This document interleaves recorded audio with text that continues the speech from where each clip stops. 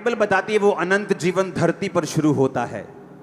एक व्यक्ति जो डिप्रेशन में है, जो बीमारियों में है, जो निराशा में है, जो रोगों में है, जो खत्म कर चुका अपनी आस को, वो धरती पर भी नरक के समान है।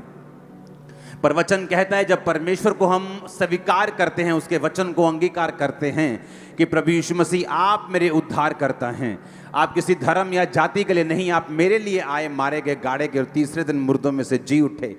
जब आप प्रभु यीशु मसीह को स्वीकार करते हैं, बाइबल कहती है वो अनंत जीवन सिर्फ स्वर्ग जाके ही नहीं आपको मिलता, वो धरती के ऊपर भी परमेश्वर आपका शुरू करता है। इसीलिए परमेश्वर ने कहा जो विश्वासी होंगे उनका वंश बचाया जाएगा। तो वंश कहां बचाया जाएगा? स्वर्ग में के नीचे? क्योंकि वहां तो कोई वंश नहीं है, वहां कोई शादी नहीं है, वहां कोई एंगेजमेंट नहीं है, वहां कोई डॉक्टर नहीं है, वहां कोई मरीज नहीं है। तो वो अनंत जीवन जिसकी प्रतिज्ञा परमेश्वर ने वचन में की है, वो एक्चुअल में धरती पर ही शुरू होता है। जब आप परमेश्वर को ग्रहण करते हैं, आपके डिप्रेशन खत्म होते हैं, आपके कर्ज खत्म होते हैं, जो बीमारियां जो गरीबी वंशों से चलती आ रही, जब वो खत्म होती है, वो अनंत जीवन जो स्वर्ग में आप पाएंगे, उसका टेस्ट तभी से शुरू हो जाता है आपकी लाइफ में जिस दिन आप प्रभु यीशु मसीह को ग्रहण कर लेते हैं। शैतान को पता है जैसे आप चर्च जाएंगे आपके गुनाह माफ होंगे, आप अनंत जीवन को पाएंगे, आप जीसस क्राइस्ट को पाएंगे, आप मुक्ति को पाएंगे। और मैंने कहा वो मुक्ति वो सिर्फ स्वर्ग में शुरू नहीं होती।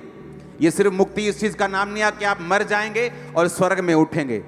नहीं तो लोग बोलेंगे स्वर्ग किसने देखा है, किसी ने नीचे आके बताया क्या स्वर्ग है, हम कैसे विश्वास कर लें स्वर्ग है? तो बाइबल कहती है आपको विश्वास दिलाने के लिए कि स्वर्ग है।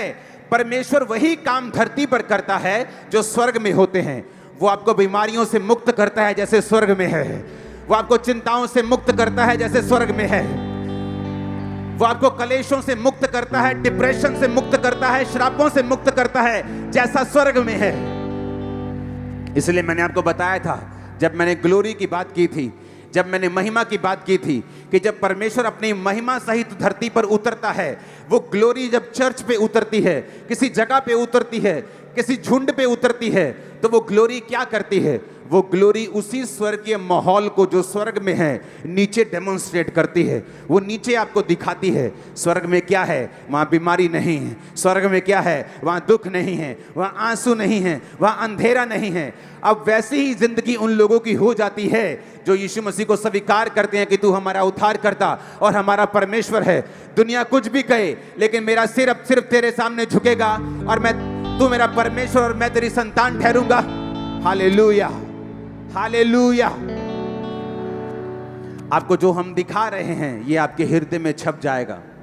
आपको मालूम होगा स्वर्ग में क्या होगा, आपको मालूम होगा नरक में क्या होगा। नरक में वो दूत जो आज सेलिब्रेशन करते हैं, जब एक रूह गिरती है, एंड में वो भी बाइबल कहती है आग की झील में डाल दिए जाएंगे। वो सारे रोएंगे, चिल्लाएंगे, तौबा करने का कोई अवसर नहीं होगा। बाइबल कहती है स्वर्ग और नरक के बीच में एक बड़ा गड्ढा ठहराया गया। ना तो स्वर्ग से कोई उनको जाके प्रचार करके बचा सकता है, ना ही नरक से कोई तौबा करके वापस स्वर्ग में जा सकता है। बाइबल कहती है आपको यही धरती पर मौका मिलता है, या तो स्वर्ग चुनने का या नरक चुनने का। यीशु मसीह ने हमको अधिकार दिया है, वो ऐसा परमेश्वर ने जो हम पर थोपे। बाइबल कहती चुनाव करने का अधिकार उसने मनुष्य को दिया है। हम अच्छा बुरा चुन सकते हैं, पाप और परमेश्वर चुन सकते हैं, शैतान और परमेश्वर की राह दोनों में से एक चुन सकते हैं। लेकिन बाइबल ये कहती है जो मुझे चुनेगा, जो जीसस को चुनेगा, जो प्रभु को चुनेगा, वो अनंत जीवन का वारिस होगा। परमेश्वर ने कहा अंत के दिन में मैं अपने सामने के लोगों को जो मेरे दाहिने हाथ खड़े होंगे बोलूंगा, परमेश्वर की भेड़ों को बोलूंगा, जाओ और अपने उस स्वर्ग में जाकर एंजॉय करो, राज्य करो जो तुम्हारे लिए तैयार किया गया। और बकरियों को, अपने लेफ्ट साइड की बकरियों को, यानी जो पाप में रहती थी, जो लोगों ने परमेश्वर के वचन को ग्रहण नहीं किया, उनको बोलूंगा जाओ और उस अंधेरे कुंड में, उस नरक में जहां रोना और दांतों का पीसना होगा। हालेलुया। आपको माहौल देख रहे हैं, आप माहौल को, कौम कौम पर चढ़ाई करेगी, राज्य राज्य पर चढ़ाई करेगा, जाति जाति पर चढ़ाई करेगी। ये कहां लिखा है बताओ मेरे को? कहीं दुनिया की किसी पुस्तक में यह नहीं लिखा सिवाय बाइबल के कि धर्म, जात, एक दूसरे पर चढ़ाई करेंगे और पूरा हो रहा है कि नहीं हो रहा। वो बाइबल सच है, वो जानती है फ्यूचर को भी, आने वाले समय को भी। ये सभी निशानियां हैं, हमें तैयार रहना है। जो हमने आज नज़ारा देखा है, स्वर्ग में भी इससे कई लाखों करोड़ों गुना नज़ारा है। यहाँ तो छोटी सी जगह पे हम नज़ारा दिखा सकते हैं थोड़ा थोड़ा, लेकिन जो असली जगह है, जब हम वहाँ पे देखेंगे नज़ारे को, जब यीशु मसीह आपको स्वीकार करेंगे, जब वो आपको अपना बेटा अपनी बेटी कबूल कर लेंगे, जब वो आपको बोलेंगे धन्य है विश्वासियों के दास, जब वो आपको विश्वासियों के दासी बोलेंगे, आप प्राउड करेंगे परमेश्वर के ऊपर।